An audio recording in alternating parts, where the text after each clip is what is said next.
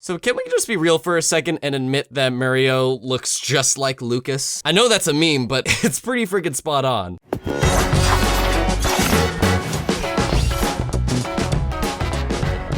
Hello, it's Samurai Kibiji, in which every week I encourage you to be geek, be proud, be awesome. Today we are talking about My Hero Academia Season 3. It recently wrapped up, and I thought I would share my thoughts on it, my personal opinion, and of course we each have our own, but today I'm gonna share mine because I freaking love the show, and this latest season has me pretty excited for Season 4. Did I think it was perfect? No, but we're gonna get into that right now. And by the way, this is gonna be a spoiler-filled review, so be warned about that. There is going to be spoilers in this review. I'm gonna first upon touch like the OPs and EDs, and then I'm gonna talk about each arc, and then I'm gonna talk about kind of my biggest gripe with the season, as well as my biggest pro, and just kind of wrap up. So this season, My Hero Academia, we got a lot of new villains, a lot of new characters, a lot of things going on, and the openings and closings for this help illustrate that. I'm mostly gonna talk about the OPs though, because the EDs, I like the first one more than the second one. That's just me personally. But the first OP, I thought was visually, it was more stunning than the second opening. And I kind of like the song a bit more too. But the second one's, it's edited together. So I kind of just wish that there was an opening that was as great as the 3 previous ones we got. I loved all the previous ones to this season, but this season's were okay to me, just to me. But that's such a little factor in this season, has pretty much nothing to do with everything else. So let's talk about the actual show. What was some stuff I liked, and let's just hit one arc at a time. So first off, we have the training camp arc, in which, you know, the kids are going to summer camp, well, that's pretty much what it is, and they are wanting to improve their quirks, and we got the Pussycats to show them, you know, the ropes and to really put them through really boot camp hell. This was honestly probably my favorite arc of this season. I admit I forgot the kid's name, but I like the introduction of this kid and him, like, you know, conflicting with what heroes really are and what makes them, you know, so great. I like the Pussycats. I thought they were neat, but in particular, the best girl, Ragdoll. I don't know why. She only had like 2 or 3 minutes on screen, but I freaking loved Ragdoll. I don't know why. Something about her, man. She was great. Maybe just because of the big open eyes and she seemed like the happy-go-lucky one, I don't know. But yeah, it was neat to watch everybody go through boot camp and training their quirks and all the unique ways of doing it too, like Bakugo with his sweat and Todoroki having to bounce back and forth between his fire and ice. That stuff was cool to see. And then the other highlight of this arc was seeing all the different villains that came about. Like, this season had so many new characters introduced, and especially the villain side of it. We kick off this season seeing a lot of new villains, including everybody's psychotic new favorite girl. But I like seeing these new villains. I like that part. That was part of the reason why the training arc was so cool to me. I'm gonna briefly touch upon this because everybody was like, oh, you should have reacted to this. You should have reacted to this. When Deku goes 1,000,000%, I didn't care for that. I didn't care for that moment. It didn't bug me. Everybody was so hyped about that moment, but me, I was like, okay. And the reason I say that is because that moment felt so much like a stereotypical shonen, where somebody's in danger, and because they're in danger, all of a sudden, I'm gonna get like 100 times more powerful. That's something that happens in shonens that's kind of like, you know, Deus Ex Machina BS. So when that happened in My Hero Academia, it was one of the few moments that I was like, darn it, you just did something that every other shonen does. I'm a shonen boy. That's the only anime I passionately watch is Shonen Jumps. So shonens, you know. So I didn't personally care for that moment. I thought it was kind of crazy, especially it being like 1,000,000%, because then I feel like his arm would literally, instead of be broken, get freaking destroyed. But I like the training camp arc, which Bakugo gets kidnapped, and we lead to the rescuing Bakugo portion. I enjoyed this. Obviously, the highlight of it is All Might versus All for One, but there's actually something else in here. What I'm talking about is the introduction of All for One. Like, yes, we got technically introduced to him before, but this was the moment we finally got to really see him, what he can do, what he's like. It was an awesome intro. Literally, it happens in the blink of an eye. You don't even see what happens. He just wrecks all these pro heroes. That is one great way to just start off your villain, to introduce how powerful he is, how much of a league of his own he is, and the kids can't even dare to approach him.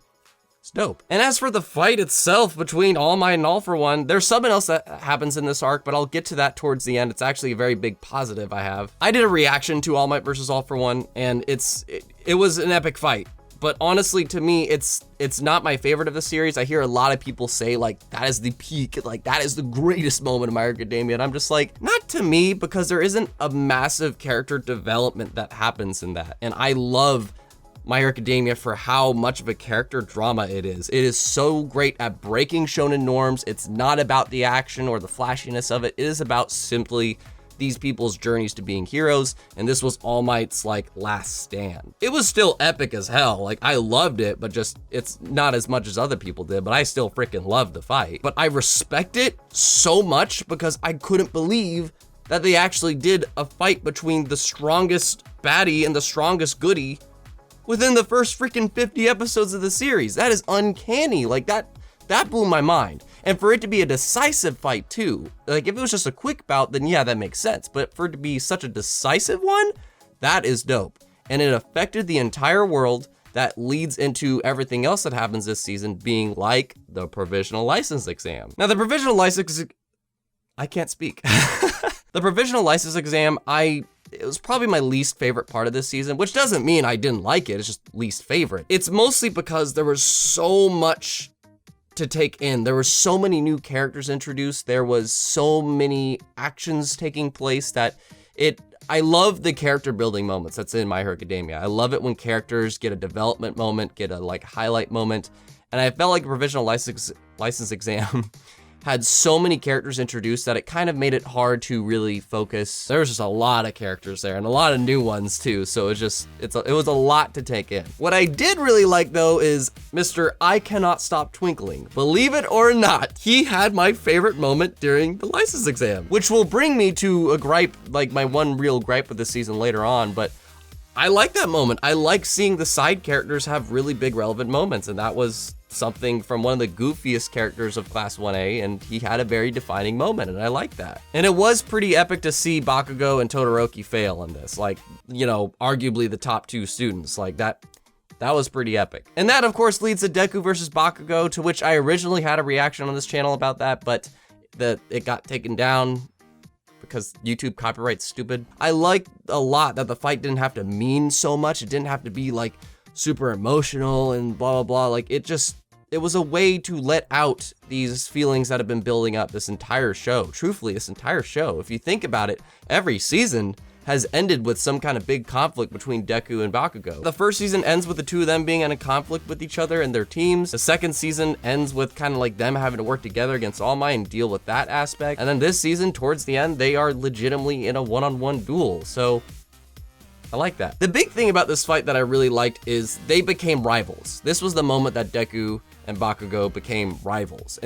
I never felt like that. People thought that might have been the case earlier, but I always felt like Bakugo was more of a nemesis to Deku because he was just always bullying him. But this was the moment that they really got respect for one another. Well, especially Bakugo to freaking Deku. And the character arc for Bakugo comes full freaking circle, to which I will get into that in a moment. That's another big positive. And of course, the way the season ends introduces the big three. And somebody in the big three is definitely not only Lucas, but also potentially the new best girl. Seriously, she is potentially new best girl. She's just got a lot of hair. This one episode was such a great one. I freaking loved the final episode of this season because one, yes, you get to see these three new characters, but also Mirio really illustrates an important lesson that these Class 1A peeps need to learn. And he really owns making, you know, what might have been a useless quirk. He made it such a powerful one. Everybody's like, wow, he's really got a powerful quirk. No, he made it his own, and that's what made this episode so cool, is that you get to see what somebody is like when they have so much experience. How do they make a quirk a great one? You're not a great hero just because of your quirk. You can make any quirk freaking great if you just have enough experience and get super creative with it. I freaking love that shit. That was just an awesome moment, and it gets me hyped for what, you know, Class 1A and other people are gonna be dealing with in season 4 with all the real life experience and these new, you know, villains appearing and the whole situation now that All For One and, you know, All Might are just gone. So I'm freaking hyped for season 4. My biggest con with this season is that we didn't get to see enough of Class 1A, I feel like, or at least got some new highlight moments from them. Like I said earlier, one of my favorite moments this season was Mr. I Cannot Stop Twinkling. I'm gonna keep calling him that. One of my favorite moments was I Cannot Stop Twinkling just doing, you know, having his highlight moment during the provisional exam. I wanted to see more moments like that from the rest of Class 1A, and I like that we got that. That's why I really like the practical exam at the end of the second season. We got a lot of those moments during that, but I kind of wanted to see more of it, and we didn't get that, at least I felt. And it's probably because there's so many new characters introduced, and because there were so many new characters introduced, it kind of just, it sometimes didn't overwhelm me, but it just got hard to really look for those highlight moments. And this isn't really a con to me, it's just something if I had to dig, this was probably the thing that bugged me this season, if I had to pick something. But I get it, I can respect it, because it's really cool how they introduced all these new characters, and the character designs for this show are freaking awesome, by the way. And my biggest praise is honestly Bakugo. My Hero Academia is not a stereotypical like action shonen show. It is honestly a character drama, at least my opinion. It is a journey. How do you become a hero? What emotional steps do you have to take to do that? How creative can you get with it? Blah, blah, blah. Like last season, I would say Todoroki was the big highlight. Todoroki was a very huge highlight with his character arc. This season,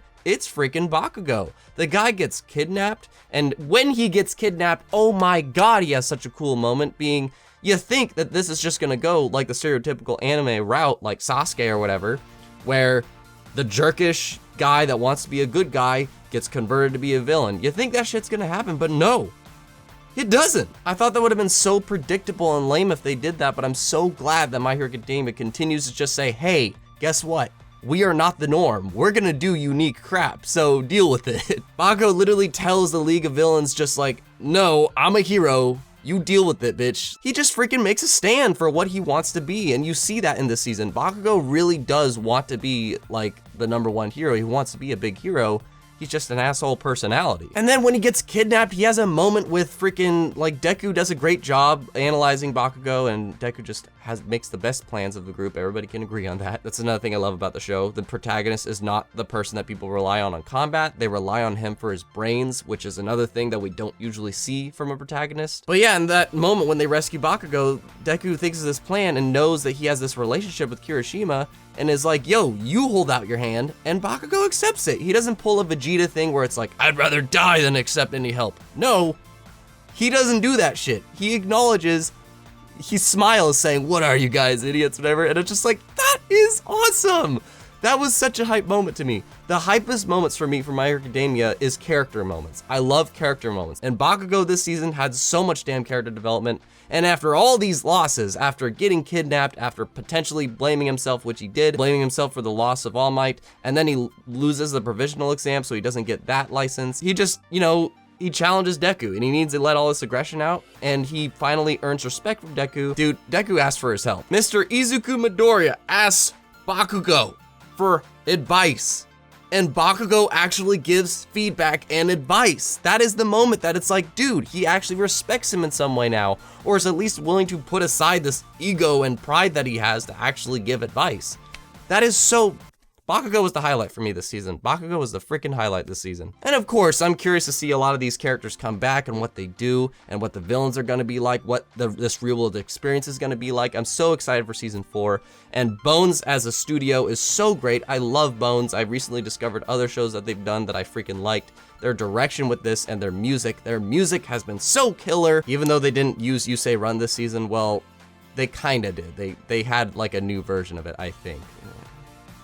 I just wanted to hear the original version. But overall, this season was great. It had a little bit too many characters, in my opinion, and it had that 1,000,000% moment, which I didn't personally care about. It had a couple of moments that I just was like, but it didn't necessarily bug me a lot. I just acknowledged they're there. But other than those, I thought it was great. I'm gonna give My Hero Academia Season 3 an A-. So how about you share your thoughts on this season? Like, who was your favorite character that popped up? What was a favorite or least favorite moment of yours? And yeah, and if it's your first time here, check out more content down below. There should be something for you to watch there that you might like, and consider subscribing, and I will catch you in the next video. Don't forget to be geek, be proud, be awesome.